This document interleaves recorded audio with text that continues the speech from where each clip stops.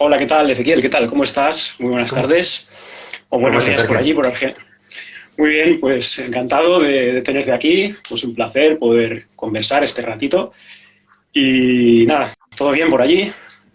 Por acá muy, Sí, muy entusiasmado bien. también, contento de encontrarnos finalmente para poder Ujú. conversar un poco de lo que usted supongo que nos apasiona tal vez en máxima instancia, tanto a ti Efectivamente, como a mí. Así que efectivamente, contento. pues como habrá visto el público, pues el título de esta charla es si existe un destino escrito en el cielo, en las estrellas, ¿no? Y qué mejor que los astrólogos pues tratemos esta temática. Que, bueno, por introducirlo un poquito y empezamos ya con el tema, no vamos a resolver nada, porque no vamos a resolver lo que no se ha resuelto en siglos y por no decir milenios de debates filosóficos, teológicos, porque el tema del destino y del libre albedrío tal vez es de los más complejos, tanto en filosofías como en religiones siempre ha estado presente. Y claro, la astrología plantea un dilema, ¿no? Plantea un dilema muy fuerte porque tenemos como una especie de prueba empírica, con una base matemática, que sorprendentemente hace que se cumplan ciertas predicciones. No siempre, pero a veces hay algunas muy sorprendentes y yo personalmente, cuanto más he profundizado en la astrología, más se me ha forjado una idea de que hay un destino. O Ujú. sea, yo creo que la astrología, si te demuestra algo, es que hay un destino cuando ves cosas sorprendentes, ¿no? Entonces, bueno, esta era la idea, reflexionar sobre esto, una idea de un determinismo, ¿no? Normalmente se ha hablado como el determinismo, doctrinas más deterministas, ¿no? Que creen en esta ley de causalidad que sostiene todo, y luego se han contrapuesto otras doctrinas más de indeterminismo, que se ha llamado el indeterminismo, que, bueno, hacen más hincapié en el libre albedrío y que no hay una causalidad lineal, sino que todo se produce a través del azar. Entonces, siempre ha habido esta cosa, ¿no? Determinismo, indeterminismo en la historia de la religión, de la filosofía, ¿no? Entonces, bueno, Ciertamente. sin más pues vamos a entrar y vamos a Vale, ver qué surge. vale. Eh, ¿Qué te parece? Si quieres comentar algo para ir entrando. Bueno, tal vez es un tema, nos elegimos una figurita difícil, ciertamente, porque Sí, sí, sí. entrar a la respuesta, ¿no? El planteo de la pregunta es si es que existe ese destino y astrológicamente puede demostrarse, sería muy, muy osado ir al sí o al no, ¿no? Es decir, creo que es Mm, importante que por ahí tomemos algunos minutos para hacer una, tal vez brutal, eh, eh, recorrido, por así decirlo, por las mm, nociones históricas que ha tenido la astrología, sobre todo en relación a la idea del destino, porque realmente creo que el destino como lo concebimos hoy, en particular, es bastante única esta idea de que realmente uno hace lo que quiere en cualquier momento, que puede elegir cualquier tipo de potencial, es decir, esta noción de que el horóscopo natal incluye los potenciales y que básicamente mm. cualquier ser humano puede tener todos los potenciales habidos y por haber, realmente es algo antiastrológico, ¿no? No es esencialmente lo que siempre se concibió como potenciales, diríamos hoy, ¿no? Ujú. Entonces, tal vez te propongo que hagamos un mini recorrido, tal vez por los albores de los tiempos, para despegar un poquito esta noción. Y no sé cómo te suena esa Ujú. idea. Sí, a ver, la idea de destino, podemos hacer un repaso pues en la tradición occidental, un poquito pues las Ujú. cosmovisiones, ¿no? Las cosmovisiones en Exacto. las que se sustenta, porque evidentemente hablamos de astrología, pero la astrología, más allá de la técnica o de lo que comúnmente se usa, está insertada en una cosmovisión, ¿no? En una Exacto. cosmología y en unos principios, ¿no? Entonces, bueno, la noción de destino siempre ha estado, yo lo que he visto es que siempre ha estado presente en casi todas las grandes tradiciones, ¿no? De un modo Ujú. u otro, ya desde Oriente, pues en la India pues tienen su propia formulación de destino con la idea del karma, ¿no? De Ujú. más que nada un encadenamiento causal, ¿no? De que todo tiene una causación y bueno, desde ahí tienen ese determinismo, pero para centrarnos más aquí en Occidente, podríamos empezar por Grecia, por ejemplo, ¿no? Porque viene la tradición de allí. Bueno, en Grecia, pues este determinismo, como sabemos, derivó en ciertos fatalismos a veces, ¿no? En ese sentimiento trágico, ¿no? La tragedia griega y tal. Y sobre todo es la idea cómo diríamos, de las moiras, ¿no? A mí me venía del tema del mito de las moiras, ¿no? De esas 3 moiras, que está muy enlazado con la astrología, ¿no? Porque se describen esas 3 moiras que en el momento del nacimiento, que son las hilanderas, ¿no? Hay una que estira el hilo de la vida, otra que lo mide y otra que lo corta, ¿no? O sea, son como los 3 momentos de que luego los romanos le llamaron las parcas, ¿no? Entonces, sí que había una noción fuerte de destino con estas moiras, y que era una fuerza en Grecia que estaba incluso por encima de los dioses, ¿no? Este destino estaba por encima de los hombres y de los dioses, ¿no? Y claro, luego ya vendría el cristianismo, el judeocristianismo, sí que dan más hincapié en el libre albedrío y tal. Pero bueno, no sé si quieres aportar algo más en esta línea o lo que consideres. De hecho, creo que lo que estás mencionando que está bueno como punto de partida para lo que es la tradición occidental. Sin embargo, tal vez no sea mala idea recordar que antes de lo que es el periodo historiográfico, ¿no? El periodo helenístico, la astrología, que es el que estás comentando ahora, la astrología en sus albores mesopotámicos, tal vez todavía no, y esto es algo que está en debate, ¿no? Los especialistas lo debaten, que tal vez era una astrología mucho más vinculada con los signos, más que con las causas, ¿no? Es decir, la astrología se concebía en ese entonces como una de las tantas formas adivinatorias, en definitiva, que existían en esos tiempos, ¿no? Quiero decir, iba a la par de la observación de las nubes, o del vuelo de los pájaros, o de la observación de las vísceras de los animales en los sacrificios. Esta noción de que existe un correlato indisoluble entre las señales o los signos celestes, la voluntad de los dioses o la voluntad de Dios, no sé de la tradición si es monoteísta o no, pero bueno, a lo que pasa es que el cielo y la tierra estaban unidos en cuanto a una voluntad, ¿no? Y que esa voluntad debía ser cumplida, y que existe una ley primera que nosotros de algún modo venimos a jugar, ¿no? Estamos directamente vinculados con ello.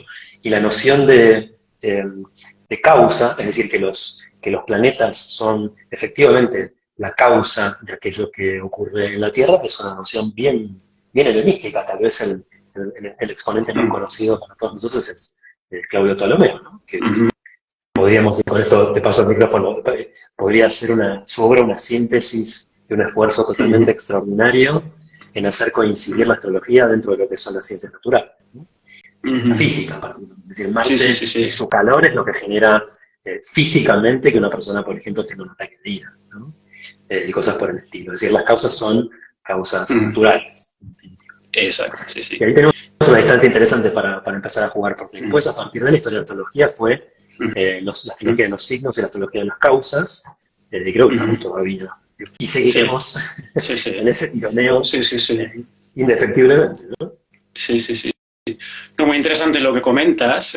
Sí, evidentemente, antes de lo griego, pues todo estaba en ese paradigma más del pensamiento mágico, ¿no? En ese pensamiento mágico también estaba la magia astral, era la magia caldea, mesopotámica, en esa doctrina de los signos, de las asignaturas, que recupera un poco la alquimia hasta el hermetismo. La doctrina de las asignaturas sería un poco un reflejo de eso, pero sí que es verdad que es con el pensamiento griego, con el racionalismo griego, que se genera esa idea causalista, ¿no? Y Ptolomeo lo que hace es incorporar nociones aristotélicas. Es un aristotelismo en el sentido de un naturalismo causalista, meteorológico incluso. Se ha llamado como si Ptolomeo desarrolla un corpus astrológico desde una meteorología aristotélica, ¿no? En ese sentido de causas naturales, ¿no? Desde la física aristotélica, ¿no? Y sí que es verdad que ahí se forja eso, ¿no? Que se desconecta un poquito, es una visión más racionalista, que se desconecta un poquito de ese pensamiento mágico, de esa conexión de los signos, que evidentemente estaba en las tradiciones previas, ¿no? Entonces sí, yo solo lo veo. Hace un ratito leía, repasando un poquito para nuestra charla, y había algo que no conocía, que de hecho es interesante porque ahora cuando avancemos un poquito en estas nociones, para entrar de lleno en la idea de destino, ¿no? Porque esto no quita que estamos hablando de la idea de destino, ¿no?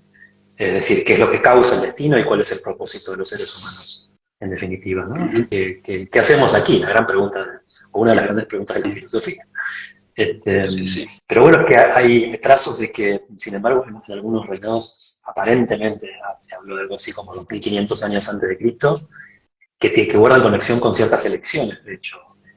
hasta creo que para mí fue muy sorprendente descubrir porque no lo sabía realmente. No sé si esto es 100% cierto, pero bueno, me pareció curioso para pensar también cómo el hecho de que exista un determinismo de mayor o de menor voltaje, ¿no? Vamos a encontrar después tradiciones que van a tener un determinismo total y algunas otras vertientes que van a tener, más allá de que sea causalista o no, un determinismo parcial, que implicaría un poco más de cercanía para mí con los albores y con los orígenes de lo teológico, que es que el destino pasa a ser algo con lo cual uno puede ciertamente empezar a negociar, ¿no? Es decir, puedo hacer ciertos ritos o comenzar las acciones que emprenda en la vida en determinado momento particular, porque en la noción astrológica de fondo, todo aquello que comienza tiene embebido en sí mismo su devenir, ¿no? O sea, la idea de astrología catárgica, ¿no? O catargé como palabra clave, es un poco una redundancia, ¿no? Catargé como el momento en el que uno inicia, ¿no?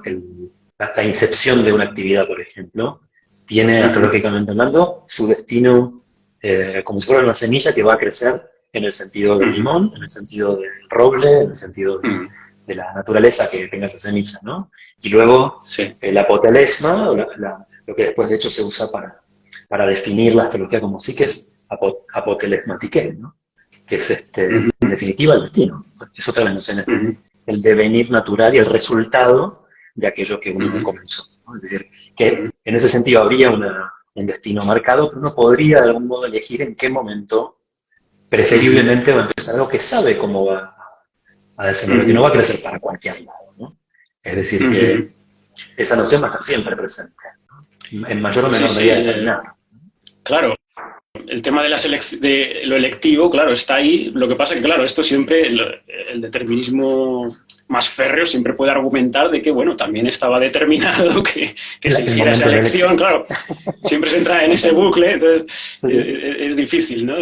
Si nos ponemos estrictos. Pero sí, al menos es que es el tema del libre albedrío, porque, claro, siempre se ha intentado mantener, o sea, de algún modo se ha intentado resolver eso, ¿no? El tema de la voluntad humana, ¿no? Que la voluntad humana tiene una cierta sensación, al menos, de libre albedrío, y ese sería el tema de si eso es una percepción real o es una percepción equivocada, o una falsa percepción, porque los condicionantes son tan grandes, de hecho, hay estudios actuales y todo también que se dice que las decisiones que toma la voluntad consciente previamente ya han sido decididas a nivel inconsciente, ¿no?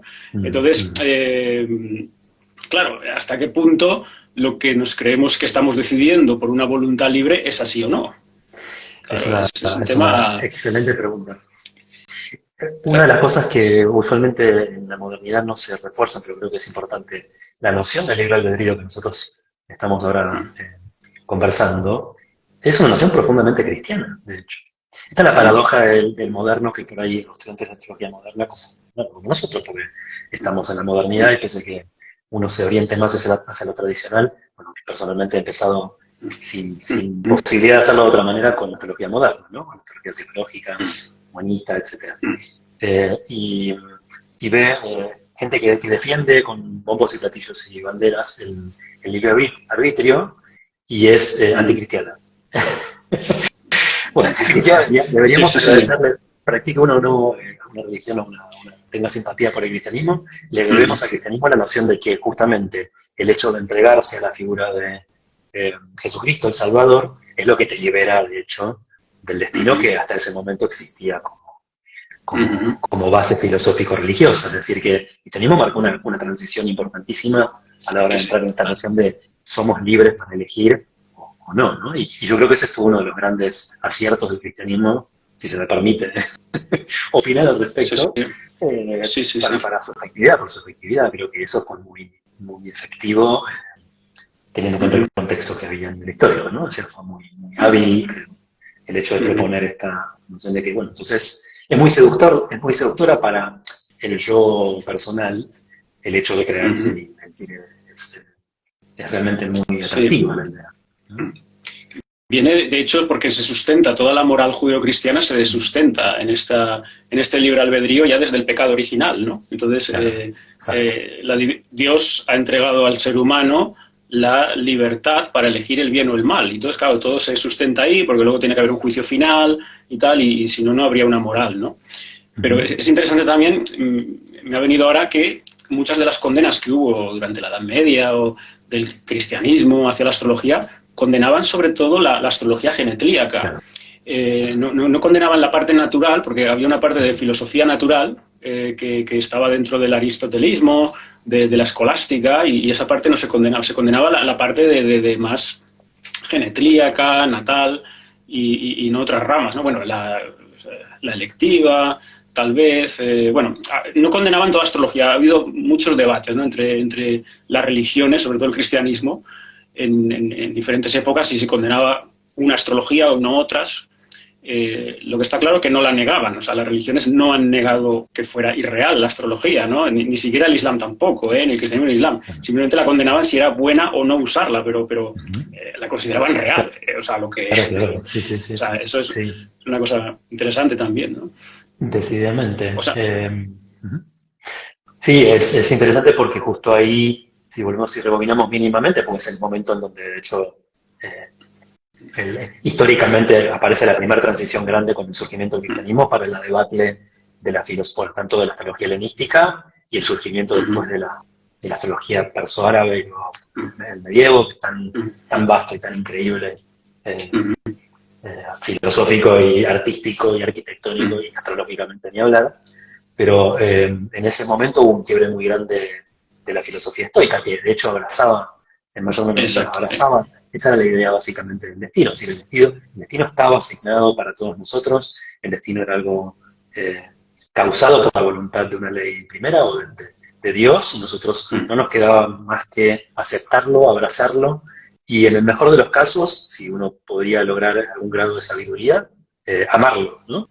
Ahí surge la idea del amor. El amor al destino me parece una cuestión exquisita, me parece poética, no sé, uno comulga, ¿no?, con la idea, me parece que es preciosa, ¿no? La idea de poder amar de todas formas, que lo que venga, sea bueno o malo, no nos perturbe, y lejos de, como vos notabas, lejos de convertirse en un nihilismo, la idea del destino, ¿no? En un nihilismo, en una depresión clínica, y en un fatalismo, por el contrario, como decía Ptolomeo, ¿no?, en una forma de pacificar al alma. Es decir, si realmente lo que nosotros estamos viviendo no lo pudiésemos cambiar, realmente no nos quedase otra que aceptarlo y vivirlo y transitarlo, podría estar determinado para el destino de cualquiera de nosotros, no solamente cosas fatales, sino cosas muy extraordinarias, muy bellas y muy divinas, ¿no? Entonces, esto me recordó cuando pensaba en esta idea, que lo curioso es que si uno piensa en esta idea de abrazar el destino, de que no te dejes engañar por las cosas, incluso las buenas, ¿no? Porque estoy con la filosofía estoica, por más que venga época de vacas buenas, tampoco me voy a ilusionar demasiado, porque sé que esto es un devenir de ires y vueltas, de días y noches, y es un eterno retorno. Es un eterno retorno. Sí, claro. Hiciéndole algunos discursos, hay un discurso que hace Hermes Attat yo dije, esto es estoico, esencialmente estoico, no importa que vino primero, si el huevo o la gallina, pero Hermes le dice a Attat que tanto la alegría como la tristeza, incluso la alegría es algo rechazable. Esto me pareció fascinante. No te dejes engañar tampoco, porque tanto la alegría como la tristeza, ambas son cosas malas. Querido, amado hijo, ¿no? Sí. No, es muy importante el estoicismo en esa transición, efectivamente, que decíamos antes del cristianismo, en la época ya helenista y tal, y que yo creo que tiene mucha influencia también la astrología, ¿no? Esa noción de destino, o al menos en el sentido positivo, en incorporar esa noción de virtud, esa virtud estoica que estás hablando, es clave, ¿no? La virtud y el conocimiento nos ayudan a entrar en comunión, por decirlo así, o no poner al menos resistencias a ese destino que sí, que existe. Y el estoicismo, para el estoicismo, quiero decir, el estoicismo tiene una noción de destino bastante fuerte, ¿no? Muy dura, muy cruda, muy Saturno, diríamos. Es como, en general, el estoicismo yo siempre he visto muy saturnal, ¿no? Muy saturnal, en el sentido también de esa sensatez, ese realismo, esa ponderación que menciona, esa ecuanimidad.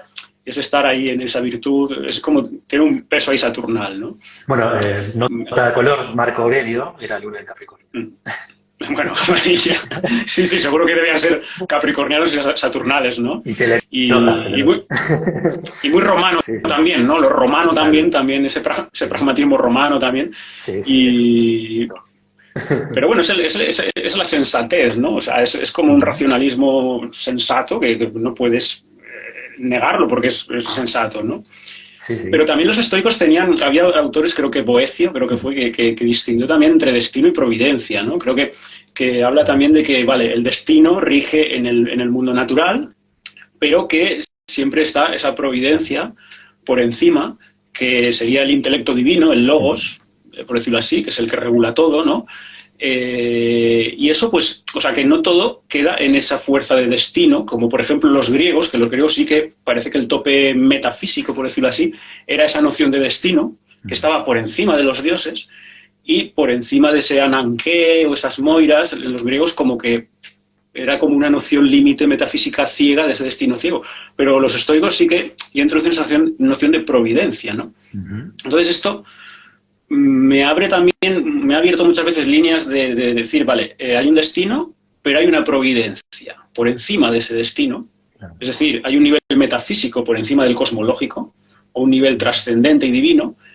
Y también en todas las tradiciones de los pueblos siempre se ha hablado de fenómenos milagrosos y de lo sobrenatural, que a veces irrumpen y, por decirlo así, rompe las leyes naturales. O sea, el fenómeno de lo insólito, de lo sobrenatural, de milagros, de cosas que no tienen explicación y rompen, parece ser, esa ley de causalidad del destino en la naturaleza, también existe, ¿no? Y esto lo decía eso, que yo pienso que sí, que hay un destino, porque evidentemente hay unas leyes naturales, bueno, mejor quitar la palabra causa ahora de momento, pero hay un orden, hay un cosmos, pero también hay una providencia por encima de ese cosmos, ¿no? Y claro, esto... Decididamente estamos en un juego divino y eso es importantísimo. Bueno, eso también es bien, recordando Saturno, es bien importante porque existe una jerarquía, es decir, está lo humano, está lo suprahumano o lo humano, y creo yo profundamente es el verdadero origen de esta ciencia-arte que estamos compartiendo. Es decir, esto es algo con lo cual uno puede comulgar o no, ¿no? Pero que hemos recibido como tantas tradiciones, la raíz de la tradición es que nos vino de lo alto, ¿no? Que fue develado al ser humano por el propio Logos, de hecho, ni más ni menos, a los profetas, a los sabios, a los santos, ¿no? Tiempo a tiempo y ir agregándole al corpus del saber hermético o ciencia hermética cada una de sus capas, pero está bien importante esto que dice de los distintos niveles. Y por sobre todas las cosas, cuando mencionamos el tema del libre arbitrio, de cuál es la capacidad humana de elegir, porque está bueno tener en cuenta que futuras tradiciones, como por ejemplo la judía, las tradiciones judías en España tiene una tradición riquísima in situ, que es envidiable entre nosotros. Cabalística. Del mundo, cabalística, ¿no? Y maestros, bueno, de la astrología también, ¿no? Como Abraham Menefra, ¿no? Que de hecho él propone justamente esta idea, que la naturaleza tripartita del alma, es decir, la noción del alma tradicional platónica, tiene dos capas inferiores que son las que están totalmente sumergidas en el destino. Sin embargo, aquel que puede trascender, es decir, aquel que puede dedicar su vida a contemplar las leyes de lo superior, de lo sublime, logra cierta emancipación parcial, porque de hecho lo que dice es que uno puede elegir un momento, pero si hay algo que está realmente asignado en tu destino, como por ejemplo un accidente con una lesión a los 20 y pico de años en una actividad, uno podría elegir cuándo salir de viaje para que esa lesión sea mejor, pero no necesariamente para evitar la lesión. Es decir, uno podría apaciguar. Hay un pequeño margen.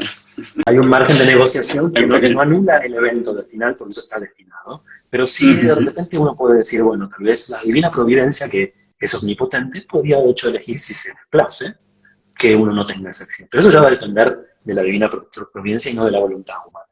Claro, y ahí entraría también un aspecto iniciático, en el sentido de una teosis, ¿no? El iniciado o una teurgia, un efecto teúrgico, ¿no? En la medida que hay esa ascesis, esa iniciación a esos niveles más elevados del alma, y claro, al entrar ahí escapas de esa determinación astrológica, ¿no? Cuanto más te identificas con esa providencia, con esa omnipotencia divina, pues más trasciendes, ¿no? Las determinaciones que te tienen atrapado, que serían, en unos términos más gnósticos, pues todos los arcontes planetarios que maneja el Demiurgo, que nos tiene aquí en esta caverna cósmica del Demiurgo. En esta Matrix o en esta... Entonces, claro, hay formas de escapar de la caverna cósmica, y eso es precisamente la iniciación y la conexión con esta trascendencia, y ahí yo creo que es donde sí se da esa libertad. Es decir, desde un punto de vista teológico, y ahora lo voy a enlazar un poquito con el Islam, porque también tiene una noción de la divinidad como la omnipotencia total es la de Allah, la del absoluto. Entonces, claro, la libertad en sentido metafísico absoluto solo se puede dar en un ser que es causa de sí, causa sui. Porque si tú no eres causa de ti, estás condicionado por un montón de causas materiales, formales, de todo tipo, eficientes, todas causas aristotélicas. Entonces, claro, hay un ser que sea causa de sí, pues sería la divinidad, ¿no? O ese motor inmóvil de Aristóteles. Y la libertad solo la puede tener él, ¿no? Por eso él es omnipotente, ¿no? Entonces, en la medida que te separas de él, pues vas a estar más encadenado, y en la medida que te aproximas más a él, a esta providencia, pues vas a tener más libertad, ¿no? Ciertamente. Y... es la unificación o yoga, ¿no? O sea, porque técnicamente estamos hablando de una religión en el sentido más profundo de la palabra, de la reunión de aquello que en realidad nunca fue dos, ¿no? Solamente la apariencia, ¿no? Entonces es súper importante. Lo que sí es cierto, lo que no es negociable es que esa voluntad, y tal vez eso es un punto de acuerdo interesante, depende únicamente de una persona capaz de trabajar sobre sí mismo en cierto nivel, lo cual es condicional, ¿no? Es decir, una persona totalmente subsumida en un estado vicioso y hedonista o materialista, desde ya está de cajón metida en la cadena. Claro, las del bola de nieve. Todo el determinismo, ¿no? Sí, claro, los instintos, pues esas partes bajas del alma, ¿no? Esas partes más instintivas del alma platónica, ¿no? De más animal, ¿no? Efectivamente, sí. Pues lo que quería decir del Islam es que también hablan del libre albedrío, pero desarrollan una noción más fuerte de destino,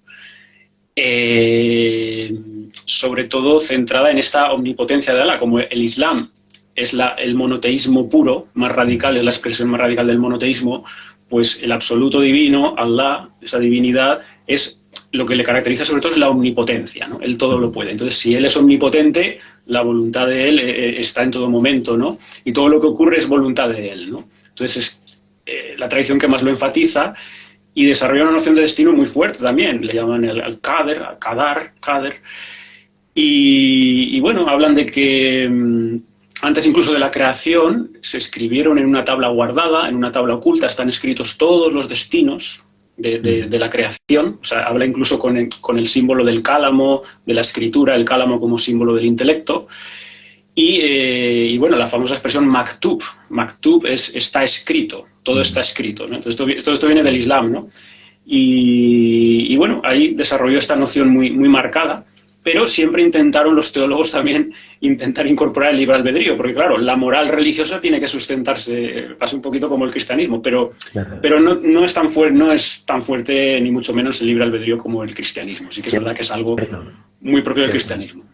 Aparte, yo creo que acá, bueno, hablando de una palabra no moderna, pero sí una noción que tenemos moderna, psicológicamente la noción del determinismo absoluto es insostenible para el yo moderno. Es decir, yo creo que ahí hay que ser también compasivo con aquellos que no somos sabios iluminados, ¿no? Es decir, porque tal vez esto funciona en distintas esferas de distintas maneras, supongo. Lo que es cierto es que también está bueno, dentro de lo que es la tradición occidental, nociones no tan, tal vez el determinismo más absoluto y más causalista que podamos encontrar en astrología sea Manilio. Manilio, Manetto, son textos que si uno los lee son fortísimos, ¿no? Hasta donde, de hecho, hasta la cantidad de pelos en el cuerpo está determinada, ¿no? Sí, sí, sí. Y esto que mencionas, perdón, sí.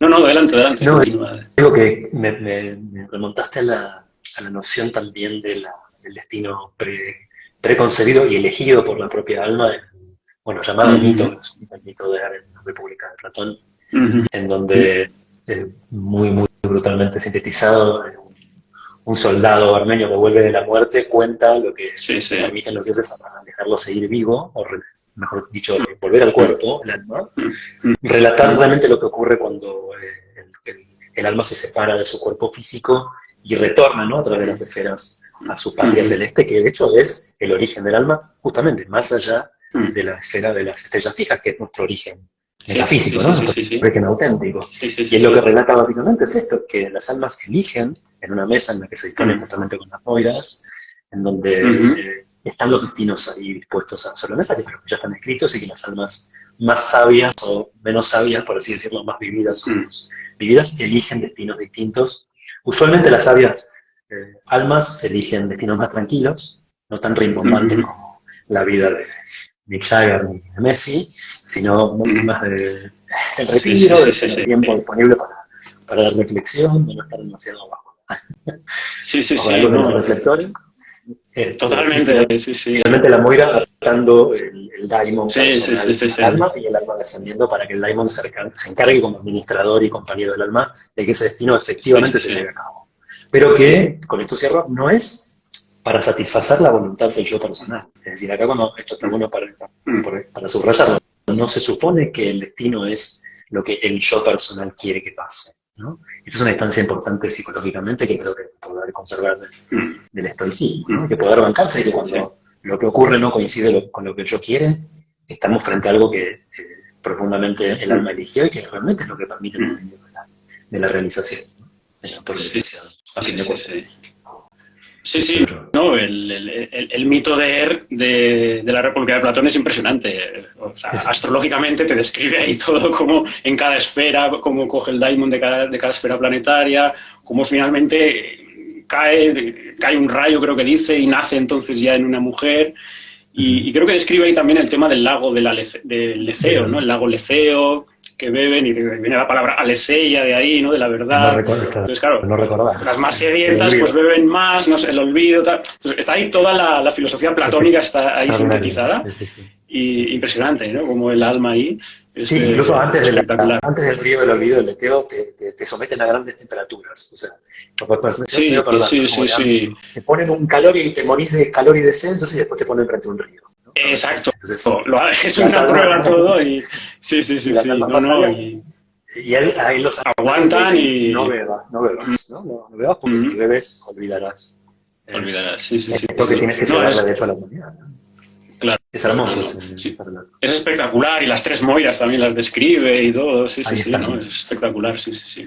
Entonces ahí está ciertamente un grado de determinismo, yo creo que más poético, más adecuado tal vez al hombre moderno. Me parece que es algo con lo cual yo comulgo muy profundamente, que es el neoplatonismo, ¿no? O sea, sí, evidentemente, ¿no? Que el destino tiene un factor negociable, existe esa capacidad de negociar a través del rito, a través de la oración también. Es decir, lo remedial de la astrología en la India, vos lo sabes muy bien, incluye la oración, es decir, cuál es el remedio de determinada persona que en tal punto, en tal daya se puede llegar a enfermar o estar perturbada emocionalmente, qué sé yo. Bueno, orale a Ganesha en determinado momento y serví a los ancianos tal día. Y eso es remedial, eso es el comportamiento virtuoso, el servicio a la humanidad, es lo que remedia, curiosamente, en un tránsito. Sí, yo también. Sí. No, yo también opino eso, que hay ese elemento más sacralizador, deificador, iniciático, de ritualístico, que es esa función pues de vencer ese determinismo astrológico que es el que domina las bajas pasiones, los instintos y te encadena. En las doctrinas de la India sería más en la cadena del karma, del renacimiento, de reencarnaciones, pero que al fin y al cabo es bastante universal, esa idea del conocimiento sagrado, ¿no? Pues, al fin y al cabo es eso, ¿no? El conocimiento sagrado, ese proceso de iluminación interior, de toma de conciencia, es lo que te hace trascender, ¿no? Que el sabio domina los astros, ¿no? Que decían también en la Edad Media, ¿no? A través del conocimiento y la sabiduría, ¿no? Y me ha venido también, ahora que hablamos de Platón también, esa famosa frase de Heráclito, que creo que tiene mucho jugo, la de el carácter es el destino. Porque yo creo que todo el tema de hoy, en esta frase, que en griego es ethos, antropo, daimon. Entonces es ethos, el carácter, es para el hombre, antropos, daimon. Lo digo porque a veces lo traducen, pero la palabra que se traduce por destino es daimon. O sea, el carácter es el daimon. Y yo creo que ahí está todo ese tema que decías del daimon que incorpora en el mito de Er y tal, y que es como cómo se viste la propia carta astral, ¿no? Que vas a nacer, ¿no? Porque cada planeta es un daimon, ¿no? Vendría a ser un daimon, o todo lo podemos ver como un daimon, ¿no? Y eso es el carácter y el destino. Por lo tanto, la determinación astrológica, que llamamos este destino, no es algo externo, sino es interno. O sea, la determinación es interna, que es el carácter, ¿no? Totalmente. Bueno, esta es una distinción que hacen los estoicos también muy fuertemente, ¿no? El destino exterior, el destino interior y de hecho la identidad que se usó, porque esa frase, hay una escritoria y una astróloga muy recomendable que es Dorian Greenbaum, también profesora de astrología contemporánea, que tiene una tesis sobre el daimon. De hecho, es un tema que a mí me fascina y que me toca muy profundamente. Y ella hace 9 posibles traducciones de eso. Es decir, o al menos hay una multiplicidad de posibles traducciones de esa misma frase, pero lo que sí todos tienen de acuerdo es que destino, de hecho, se llegó a identificar con daimon. Es decir, la forma de decir destino, así como decíamos a Cotelmatiqué, era astrología, daimon es una identidad para el destino, lo que es muy curioso, ¿no? Porque implicaría que el daimon no es una figura necesariamente externa, no es como imaginaríamos, ¿no? En la cultura más angélica, el hecho de tener un ángel guardián que está fuera nuestro y que nos está susurrando el oído, como Sócrates, ¿no? Exacto, iba a decir lo de Sócrates, porque Sócrates el décimo. Sí, claro, sí. El ser humano daimónico más sublime que conocemos, ¿no? Es como referente total de esta figura, pero si no va bien, algo que dice Greenbaum en esa tesis está embebido hasta el tuétano, ¿no? Es algo que conforma lo que nosotros decimos, lo que yo quiero, de hecho. Nuestros impulsos, nuestros deseos, contradeseos, aquello que nos motiva hacia un interés particular, es también parte del destino, no es ajeno al destino, ¿no? Entonces es importantísima esta noción, ¿no? Porque muchas veces uno diría, bueno, entonces, ante una misma situación, 2 personas pueden reaccionar de una forma totalmente distinta. Una tal vez acobardándose y otra entrando en conflicto y va a estar entrando en problemas por ello, ¿no? Por ejemplo. Claro. Entonces, es cierto que el destino también opera en el carácter, ¿no? Exacto, sí.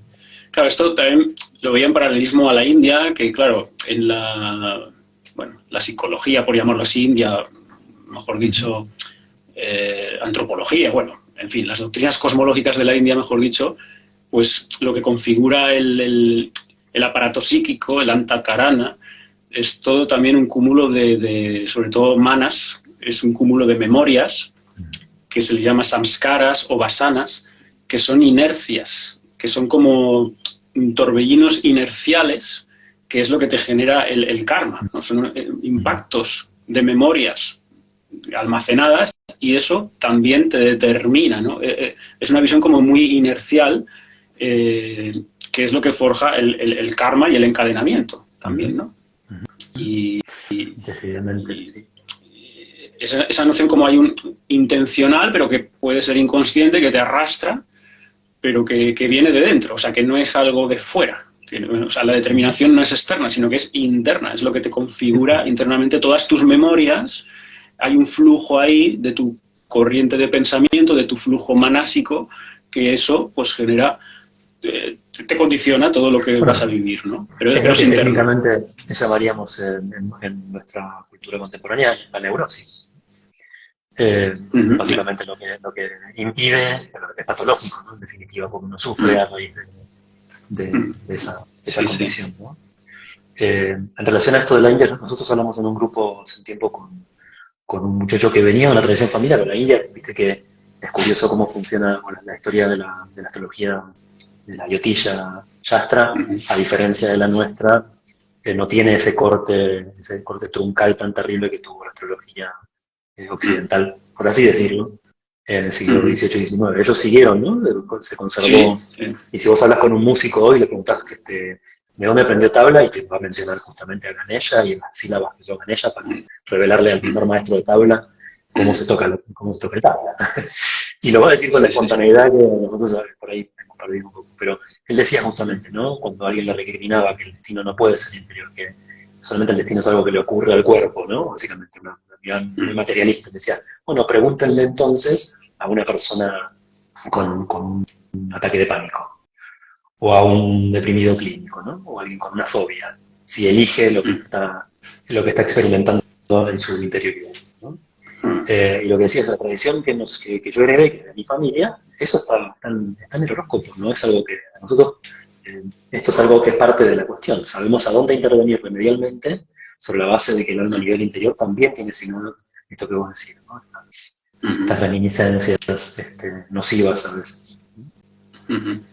Claro, es que lo que ocurre a los occidentales modernos es que tenemos todo el paquete de la programación materialista, cientificista, que también nos ha generado una idea, ¿no? Porque la idea de que el universo como una máquina, esta idea cartesiana de Descartes, el padre del mecanicismo, ¿no? Todo el racionalismo moderno, claro, es lo que sustenta toda ciencia moderna, ¿no? Es ver todo como una máquina, y bueno, hay unas leyes de esa máquina, y también el cuerpo es una máquina, y todo es una máquina, ¿no? Y claro, pero no es la visión antigua. Las cosmovisiones antiguas, aunque tuvieran una noción de destino, el universo, pues el cosmos es algo vivo, es algo orgánico también, con el que dialogas, ¿no? Y ritualizas y sacralizas y haces ofrendas a dioses para neutralizar esos karmas o esos destinos, o ritualizas en ese sentido, ¿no? Entonces, claro, es interesante también esa noción de destino, bueno, más que de destino, de determinismo de la ciencia moderna también, ¿no? De las leyes, de que todo, de ese materialismo, ¿no? O sea, eso también considero que es otra formulación del destino también. Totalmente de acuerdo. Y fíjate que la veo a día de hoy también, a nivel muy actual, enlazándolo con el tema de la inteligencia artificial, porque es como de este paradigma mecanicista, materialista, pues ahora está con la cosa de que, vale, si incorporamos una big data de multitud de datos, pues se pueden hacer algoritmos predecibles de comportamiento, ¿sabes? Y también es una forma de determinismo transhumanista, o no sé cómo llamarlo, que se está llegando. Sí, es curioso. Yo comulgo con una noción que tú compartiste alguna vez en tus redes y que festejo y que creo que tendríamos que defender e implementar, que es el hecho de que eso no es inteligencia, ¿no? Ya tú lo dijiste muy bien y yo ahí te lo agradezco públicamente, porque me parece que es algo totalmente vital. No podemos llamar inteligencia artificial a la inteligencia artificial, eso no es inteligencia. Es programación artificial o... Es algoritmo, es falso, no está vivo, no tiene alma.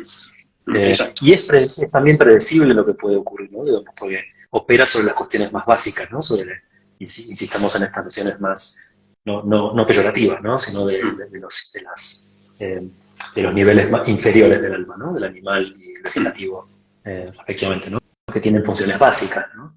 Y en donde se nos incentiva mediáticamente de una forma totalmente compulsiva ya, ¿no? Uno abre los periódicos y básicamente son cosas cada vez mejor diseñadas para mantener a los seres humanos en un estado de alerta y saber, bueno, aquí en Argentina, ya me contarás en España, pero aquí en Argentina es algo totalmente aberrante, ya es miedo porque no sabes si vas a poder vivir, si vas a poder alquilar, si los alquileres se van a poder pagar, si la deuda externa se va a poder pagar o no, si no va a tener comida, o sea, cosas que estimulan el miedo más básico del alma, ¿no? Y esto Sí, creo que sí. no es inocente.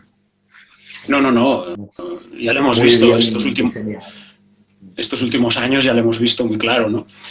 Pero sí que es verdad que en una sociedad cada vez más robotizada, pues sí que es más predecible por eso, porque los comportamientos son más instintivos, más bajos, y sí que estos algoritmos pues van a predecir bastante, ¿no? ¿Cierto? Porque claro, una sociedad menos espiritual, cuanto menos espiritual hay, menos espiritualidad Más hay, pues predecible, más predecible, porque más robótico eres, sí que eres más una máquina, un autómata. ¿cierto? Eso está claro, ¿no? Y ese es el temor que muchos colegas han traído a algunas conversaciones, ¿no? Sobre la continuidad de ciertas profesiones, incluyendo la de los astrólogos. Sí. Es un tema Claro, porque en el momento que saquen los próximos años, yo digo, bueno, hasta 2025, cuando 2025 entre Urano en Géminis ya está. y haga Trígono Plutón en Acuario, van a sacar aplicaciones de IA, de inteligencia artificial, también astrológicas, y Sí, oye, sí. a lo mejor metes los Y, datos ahí y mucha gente se sentirá satisfecha con esa consulta muerta. Exacto, Yo creo que ahí muerta. es donde, bueno, habrá que defender ya a capa y espada las últimas instancias del arte y bueno, también es parte del asunto, supongo. Este tema se ha debatido mucho también dentro de la ciencia moderna, es lo que ellos llaman el demonio de Laplace, que es una tesis que dicen no recuerdo, en el siglo XIX, así que autor, que le llamó el demonio de Laplace, que es un hipotético personaje que postuló, bueno, si existiera un ser, una especie de diablillo, demonio, que conociera todos los datos, toda la información del momento presente, que tuviera todo medido, calculado, podría predecir todo el pasado de todos los eventos y todo el futuro. Eso es una posición desde el determinismo estricto, radical, pues eso, y es lo que está de fondo ahora mismo, ¿no? Que si hay una Big Data que conozca todo de ti, todos tus comportamientos, todo, eso se programa y te va a predecir todo tu pasado y todo tu futuro. Es el tema del demonio de Laplace, que lo han tratado siempre de la ciencia. Entonces, están ahí, pero es dentro de esa cosmovisión mecanicista y materialista. Cierto. Entonces, ahí, Sí. claro.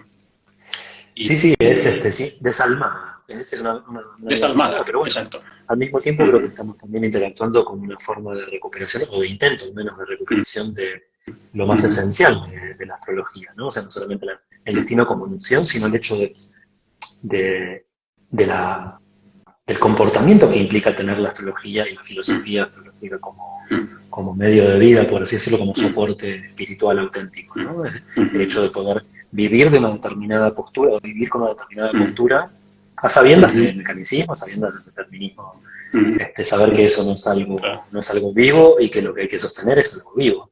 Tal vez tenga menos masa crítica o algo así, pero que siempre la misericordia de Dios es algo que nadie nos puede quitar. Efectivamente. Y eso es algo que hay que recordar siempre. La providencia siempre está por encima, ¿no? Cierto. Sí. Y no debemos temer en ese sentido.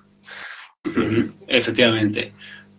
Pues quería también tratar algunos temas así más técnicos, tal vez, para estos últimos minutos, de astrología predictiva o en relación a lo que venimos hablando, ¿no? De destino, para ver también un poco cómo lo ves y tal.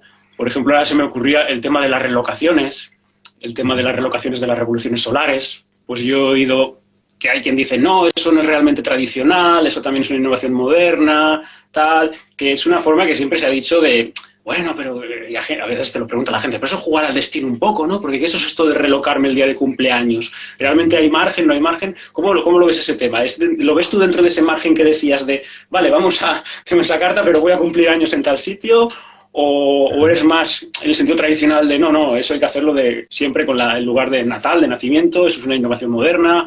Como... Bueno, no estoy seguro históricamente de lo que sí, hasta donde yo sé, es una cuestión más nueva, ¿no? El hecho de la relocalización especulativa, podríamos titular. Sí. Porque una cosa es la relocalización natural, que implicaría que mi destino es que voy a vivir tantos años en el exterior, con lo cual yo creo que en ese caso el trazar un retorno solar, los retornos solares que se corresponden con mi estadía pero tendría que implicar años, ¿no? Es decir, algo signado de base, tranquilamente lo he visto operar muy bien con la carta relocalizada, pero yo creo que siempre y cuando, acá es donde creo yo hay que volverse nuevamente filosófico y pensar que no podemos engañar a la providencia, es decir, no le podemos hacer trampa a la omnipotencia divina, es decir, es una fantasía, creo yo, muchas veces inocente, no creo que tenga mala intención siempre.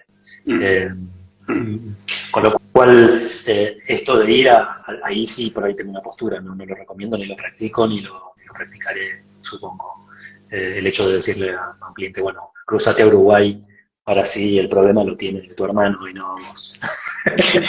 Porque en definitiva es egoísta, es una noción muy egoísta, porque no vas a escindir el evento de tu vida, vas a vivir un tránsito de Saturno en la nuca, estés acá o estés en Pekín, no importa. Claro. El tema es si lo vivís a través de una dificultad económica o lo vivís a través de una enfermedad de un hermano, por ejemplo. Pero son dos cosas que te van a afectar saturninamente. Es decir, va a parecer una incomodidad, un peso, una dificultad muy grande, un malestar, ganas de divertirme y no poder hacerlo, etcétera, etcétera. Eso no lo podemos evitar. Causa ese dilema de decir, vale, entonces es que no lo neutralizas, lo mueves, lo cambias de casa y ya está. Claro. Y eso no tiene un efecto colateral, o sea, tiene un efecto colateral que te generaría un mal karma, por decirlo así, decirlo, porque estás moviendo algo. Yo siempre he visto, claro, se lo paso a mi hermano, o se lo paso a otra. Sí, sería un poco problemática la situación, pero bueno, acá no sé muy bien. Supongo que lo mejor en ese sentido es abocarse a, en ese sentido, los retornos solares, en este caso con la carta natal, siempre, que la persona esté viviendo en otro lado. Porque creo que lo más importante es establecer un nexo, técnicamente hablando, para los practicantes, al menos en mi experiencia, hasta donde me he dado a conocer hoy, que uno sea fiel a una forma de trabajar técnicamente. Porque si no es como si uno cambiara de celular todo el tiempo, entonces ¿cómo se comunican los dioses? Como te quiero decir una cosa y te estoy llamando al número que me dijiste, estás usando Placibus y me pusiste a Rey de Montano pasado mañana y volviste a Koch y ahora estás de nuevo con signos enteros, entonces listo, no, me agoté, te voy a decir. Ahora, si uno se mantiene firme, creo yo, en una tradición, yo creo que hay que sostenerla. Y es ahí donde uno establece un nexo realmente efectivo. Por más que incluso en una revolución solar cambie el ascendente. Es decir, lo que es curioso es que la intuición y el encuentro con el cliente, etcétera, va a operar de una forma en donde si tiene que haber alguna información para el cliente, va a aparecer más allá de lo técnico, quiero decir, ¿no? Te pongo un último ejemplo muy rápido. Una astróloga, no voy a decir su nombre para conservar su intimidad porque es un personaje público. Contó una vez en clase que haciendo una horaria, de hecho una carta horaria, se equivocó de hora. Lo descubrió después de cerrar la consulta y después de hacer una lectura extraordinariamente efectiva, en donde después el cliente la llamó y le dijo, che, increíble, todo lo que dijiste fue con los tiempos y qué sé yo. Y cuando ella después se dio cuenta que el horario que había trazado no era, no sé si fue una cuestión de AM, PM, bien cómo fue, pero que realmente la carta era un error, entre comillas, pero sin embargo, en ese encuentro, ese cliente se fue con información certera y operó igual, a eso voy, ¿no? Es decir que ahí volvemos a la cuestión del destino, ¿no? Exacto. ¿Hasta qué punto especulamos? ¿Hasta qué punto realmente eso mismo nos traba la verdadera conexión con lo metafísico, con lo trascendente, ¿no? La apertura con eso que no podemos explicar. Sí, yo creo que es más el intérprete, el hermeneuta, el astrólogo, el momento, más que la técnica en sí, que también, pero a veces ocurren estas cosas, ¿no? Hay como una magia de fondo y ocurre y tal, y lo que está vivo realmente son las almas, ¿no? El alma, el momento, lo que vivifica el momento, lo demás son instrumentos, o sea, no deja de ser una carta, un gráfico, unas posiciones, es un instrumento, ¿no? Pero quien vivifica eso tiene que haber una resonancia de almas y, bueno, y a veces estas cosas también son muy interesantes. Como la música, ¿no? O sea, uno estudia hasta cierto punto técnicamente y después lo importante es conectar con la esencia de lo que ocurre cuando uno toca o cuando es interpretado, vaya a saber cómo funciona.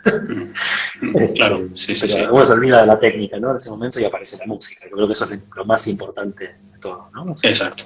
cuando uno se pone a Exacto. pelear con la técnica, decir, a ver si estaré tocando bien o poniendo bien un dedo, o qué sé yo, aunque uno esté en las primeras praxis, incluso es recomendable tratar de ser lo más laxo posible, me parece a mí, para que no interfiera realmente en la posibilidad, porque sea muy simple lo que uno toca, tenga espíritu, ¿no? Esté Claro, vivo.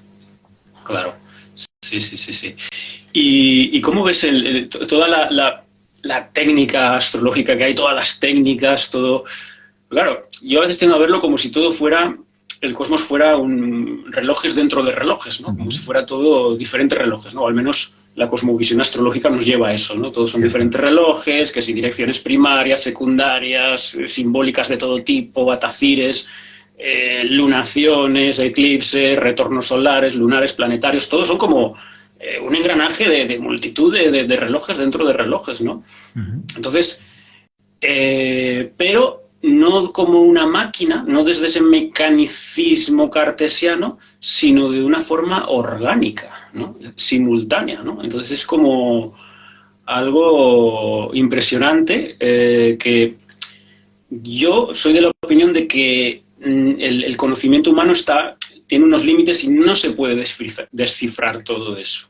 O sea, sí que hay un engranaje muy preciso. ¿Por qué? Porque hay un patrón matemático detrás y ahí sí que tiendo a pensar, en momentos tiendo a pensar en una idea fuerte de determinismo cuando veo esto, cuando veo todos esos relojes, porque son patrones matemáticos. Y bueno, en un sentido pitagórico, pues todo está ritmado en clave numerológica. Ese es el cosmos, el orden. Entonces, esa matemática hace que sean leyes matemáticas.